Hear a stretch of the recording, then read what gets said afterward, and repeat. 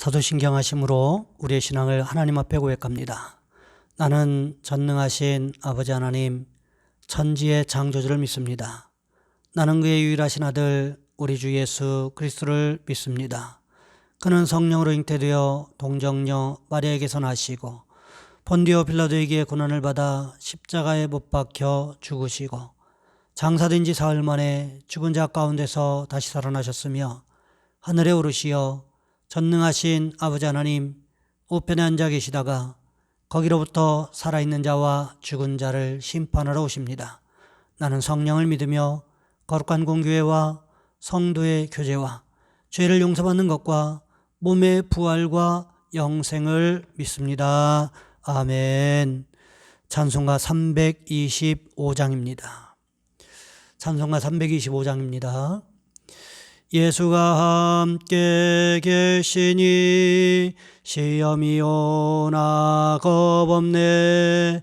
기쁨의 근원 되시는 예수를 위해 삽시다.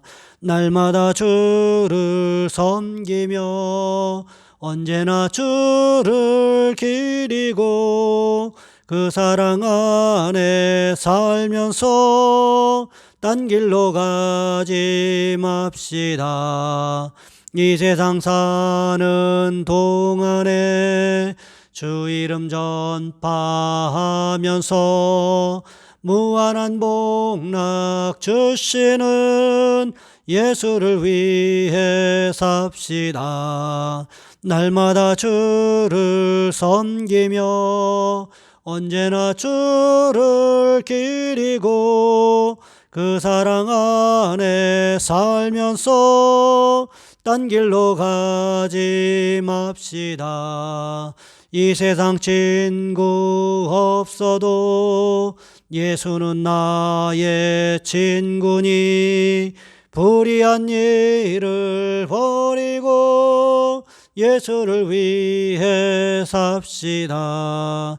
날마다 주를 섬기며 언제나 주를 기리고 그 사랑 안에 살면서 딴 길로 가지 맙시다. 주께서 심판하실 때 잘했다 칭찬하리니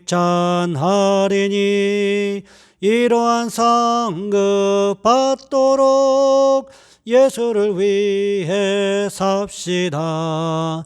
날마다 주를 섬기며 언제나 주를 기리고 그 사랑 안에 살면서 딴 길로 가지 맙시다. 아멘. 기도하겠습니다.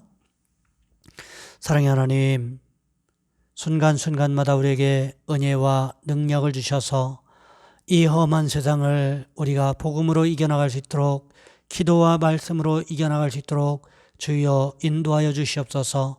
하나님, 특별히 기도하옵기는 우리 교회에 있는 환우들을 도와주시기를 원합니다. 하나님, 몸의 통증으로 인하여 고통당하는 성도들 도와주셔서 몸의 통증이 깨끗이 씻은 듯이 예수 이름으로 치료되어지는 귀한 역사가 일어날 수 있도록 주님 인도하여 주시옵소서. 하나님, 여러 가지 기저질환으로 고생하시는 우리 성도님들이 있습니다. 당뇨와 고혈압으로, 또 폐질환과 기관지 질환으로, 축농증으로, 알레르기성 비염으로, 여러 가지 하나님 통증으로 인해서 힘들고 어려운 시간을 보내는 우리 성도들 도와주시기를 원합니다. 십자가에서 이미 우리의 모든 질고를 주님께서 지고 가셨음에 우리가 감당할 질병은 없다라고 말씀하셨사오니 주여 우리의 연약한 육신에 새로운 힘을 주셔서 주의 말씀대로 순종하며 살아갈 수 있는 귀한 축복이 함께할 수 있도록 주여 인도하여 주시옵소서. 귀한 시간에 함께 예배하는 우리 성도들 하나님 머리마다 안수하시고 성령께서 가장 필요한 것으로 채우시는 귀한 시간이 될 수 있도록 주님 주관하여 주시옵소서. 우리 주 예수 그리스도의 이름으로 감사하며 기도하옵나이다. 아멘. 오늘 말씀 사도행전 13장에서 보겠습니다. 13장 42절과 43절 두 절 말씀만 보겠습니다. 제가 가진 성경은 신약성경 210쪽에 있습니다. 제가 봉독해 드립니다. 그들이 나갈 때 사람들이 청하되 다음 안식일에도 이 말씀을 하라 하더라. 회당의 모임이 끝난 후에 유대인과 유대교에 입교한 경건한 사람들이 많이 바울과 바나바를 따르니 두 사도가 더불어 말하고 항상 하나님의 은혜 가운데 있으라 권하니라. 아멘. 오늘 본문의 말씀을 가지고 은혜 안에 머물라라는 제목으로 함께 말씀을 살펴보겠습니다. 히틀러 나치가 독일을 지배하던 시절에 유명한 본 회파라는 목사님과 함께 저항운동을 벌였던 유명한 목사님이 계십니다. 그분과 함께 나치에 저항했던 분 중에 마르틴 니멜러라는 독일 목사님이 계셨어요. 그는 유명한 전도자였습니다. 그러나 감옥에 들어간 후에 그는 그만 할 말을 잊어버리고 말았어요. 이 히틀러의 작당들, 이들만은 절대로 용서할 수 없는 사람들이라고 생각하면서 침묵하면서 살아가고 있었습니다. 그러던 어느 날 그가 잠을 자다가 꿈을 꾸게 됩니다. 꿈속에서 히틀러가 주 앞에서 마지막 심판 받는 장면을 보았습니다. 예수님께서 법정에 끌려 나온 히틀러에게 물으셨어요. 너는 왜 나를 믿지 않았느냐? 너는 왜 나를 믿지 않았느냐? 그러자 히틀러가 대답합니다. 아무도 저에게 복음을 말해주지 않았는걸요. 제게 아무도 복음을 전해준 사람이 없었습니다.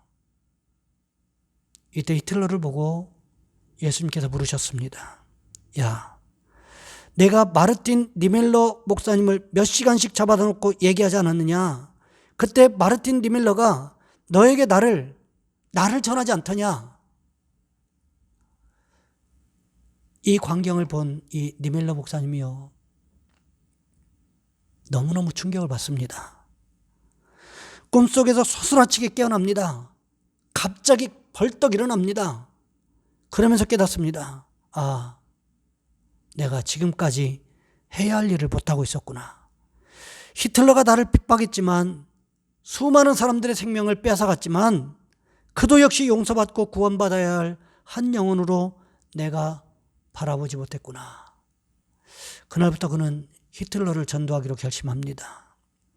자기를 감시하고 있던 나치의 감시병들에게, 그리고 간수들에게 때를 얻든지 못 얻든지 정신이 있든지 없든지 간에 예수 그리스도를 전하기를 시작을 했어요.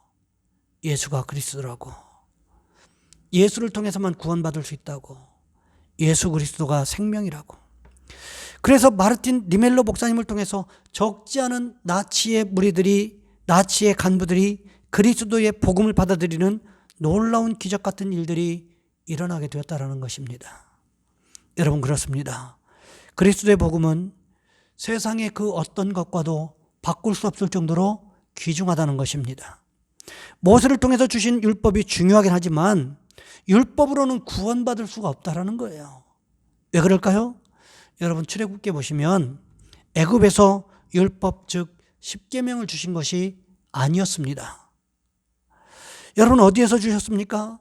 시내산에서 율법을 주셨다라는 거예요. 그렇다면 율법은 누구에게 주신 것입니까? 출애굽한 사람에게. 출애굽한 사람은 어떤 사람입니까? 주님의 구원을 경험한 사람들, 구원받은 사람들에게 주신 것이, 하나님의 백성들에게 주신 것이 율법이라는 것입니다. 율법이 구원받은 하나님의 백성들에게 주신 것이라면 율법을 지켜야만 구원받는다라고 하는 유대인들의 사고방식이 얼마나 잘못되어 있는 것인가를 알 수 있는 것 아닙니까? 율법은 구원받은 하나님의 백성들이 살아가야 할 길을 보여주시기 위해서 하나님께서 주신 것이지, 그것을 지켜야만 구원받는 것은 아니라는 것입니다. 바울은요, 피시디아 안디옥에 이르러 회당에 들어가서 이 복음을 전했습니다. 모세를 통해서 받은 십계명은 구원받는 것이 아니라, 죄 문제를 해결받기 위한 것이 아니라 오직 하나님의 아들이신 예수 그리스도를 통해서만 구원받을 수 있다. 예수님의 십자가의 죽음을 통해서만 죄 문제를 해결받을 수 있다. 그렇기 때문에 예수님을 믿어야 된다. 이렇게 강조했다라는 거지요. 바울이 하고 있는 말을 정리해보면 이것입니다. 우리가 보기에 좋은 것과 정말 좋은 것은 다르다는 거예요. 우리가 보기에 좋은 것 무엇일까요? 바로 율법입니다. 왜요? 내가 율법을 지키면 그만큼 거룩해 보이고 내 행위를 통해서 다른 사람들에게 존경을 받을 수 있는 기회가 될 수 있기 때문에 그렇습니다. 반면에 정말 좋은 것은 무엇일까요? 바로 예수님이시라는 거지요. 애굽에서 유월절 어린 양의 피로써 죽음의 사자가 이스라엘 백성들을 유월, 즉 넘어갔던 것처럼 예수님을 통해서 우리의 모든 죄의 문제, 죽음의 문제가 넘어가기 때문에 그렇다는 거예요. 단번에 해결받을 수 있기 때문에 그렇다는 것입니다. 그렇다면 우리는 좋은 것과 정말 좋은 것 중 무엇을 선택해야 될까요? 정말 좋은 것을 선택할 수 있어야 된다는 거지요. 하지만 우리가 살아가면서 정말 좋은 것을 선택하는 삶을 살아가고 있다고 생각하십니까? 그렇지 않을 수도 있다는 거예요. 한일장신대 박화경 목사님의 이야기에 보면 이런 일화가 적혀 있습니다. 저에게 아들 하나가 있습니다. 그 애가 7살쯤 되던 초가을에 자전거를 잃어버렸습니다. 아이는 자전거를 다시 사달라고 졸랐습니다. 그러나 자전거를 다시 사주는 것이, 곧바로 다시 사주는 것이 교육적인 것이 아닌 것 같아서 그 다음에 어린이날 사주기로 약속을 했습니다. 아이는 가을 내내 자전거 타는 아이들을 바라보면서 저에게 어린이날의 약속을 확인하면서 어린이날을 기다렸습니다.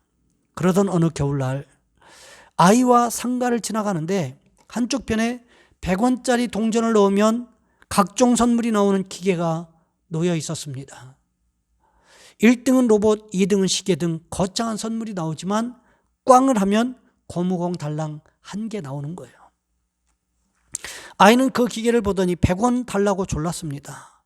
딱 한 번 주기로 하고 100원을 주었더니 고무공이 나왔습니다. 실망한 아이는 한 번 더 하겠다라고 졸랐습니다. 이번이 끝이라고 말하고 100원을 주었더니 또 고무공이 나왔습니다. 그러나 아이는 포기하지 않고 이번엔 꼭 좋은 것이 나올 것이니 딱 한 번만 더 할 수 있게 해달라고 졸랐습니다. 아무리 졸라도 부탁을 들어주지 않았더니 심각하게 제안을 했습니다. 아빠, 내가 내년에 자전거 안 살 테니까 100원만 줘. 그렇게 자전거를 사고 싶어 하더니 100원의 눈이 어두워 포기하고 만 것입니다. 기가 막혔지만 자전거를 안 사겠다는 다짐을 받고 다시 동전을 주었습니다. 당연히 고무공이 나왔습니다. 여러분, 우리가 이럴 수 있다는 거예요. 정말 좋은 것, 정말 중요한 것을 모르면 어처구니 없이 그것을 잃어버릴 수도 있다는 거지요. 우리에게 정말 좋은 것, 정말 중요한 것 무엇일까요? 그것은 바로 예수 그리스도의 십자가의 복음, 부활의 복음이라는 것입니다. 이것이 정말 우리에게 가장 좋은 것임을 바울은 강조하고 있다는 거지요. 바울이 십자가의 복음, 부활의 복음을 전했더니 사람들의 반응이 어땠습니까? 괜찮았습니까? 아니요. 괜찮은 정도를 지나서 아주 좋았습니다. 심지어 오늘 본문 42절 말씀해 보시면 이렇게 기록하고 있습니다. 그들이 나갈 때 사람들이 청하되 다음 안식일에도 이 말씀을 하라 하더라. 다음 안식일에도 이 십자가의 복음, 부활의 복음을 또 전해달라고 부탁하고 있는 장면이 성경에 기록되어 있습니다. 여러분, 생각 밖으로 너무 좋은 반응 아닙니까? 그런데 거기에서 끝나지 않습니다. 오늘 보면 43절 말씀해 보시면 회당 모임이 끝난 후에 많은 유대인들과 유대교로 개종한 사람들이 바울과 바나바를 따라오면서 궁금한 것에 대해서, 복음에 대한 궁금증에 대해서 계속해서 질문하고 있다는 것입니다. 그러자 바울이 어떻게 말하고 있습니까? 오늘 보면 43절 후반절 말씀해 보시면 이렇게 기록하고 있습니다. 두 사도가 더불어 말하고 항상 하나님의 은혜 가운데 있으라 권하니라. 메시지 성경은 이 말씀을 이렇게 기록하고 있습니다. 두 사람은 그들과 긴 대화를 나누면서 그들이 시작한 삶, 곧 하나님의 은혜와 그 은혜 안에서 사는 삶을 머물러 있으라고 권면했다. 여러분, 구원받은 사람에게 있어서 가장 중요한 것이 무엇이라고 이야기하고 있습니까? 하나님의 은혜 안에 머물러 있는 것이다. 이렇게 바울은 말하고 있다는 거지요. 하나님의 은혜 안에 머물러 있는 것이 왜 이렇게 중요합니까? 하나님의 은혜가 없으면 우리는 하나님의 말씀을 깨달을 수도 없고요, 예수님을 만나는 경험도 할 수가 없기 때문에 그렇다는 것입니다. 그렇기 때문에 우리가 구원받은 그리스도인이라고 한다면 무엇이 필요할까요? 날마다 하나님의 은혜 가운데 머무는 모습이 필요하다는 것입니다. 날마다 하나님의 은혜 가운데 머무는 훈련이 필요하다라는 거예요. 바라기는 우리 모두가 날마다 바울이 말한 이 하나님의 은혜 안에 머무시는 축복이 있으시기를 주님의 이름으로 부탁을 드립니다. 이 시간 우리 한 목소리 함께 기도합니다. 하나님, 좋은 것과 정말 좋은 것을 구분할 수 있는 지혜를 허락하여 주옵소서. 또한 하나님, 우리가 십자가의 은혜, 부활의 은혜 가운데 날마다 순간마다 거하게 도와주옵소서. 이 시간 우리 주여 한번 간절히 부르신 후에 한 목소리 함께 기도합니다. 주여, 사랑의 하나님, 우리를 도와주시기를 원합니다.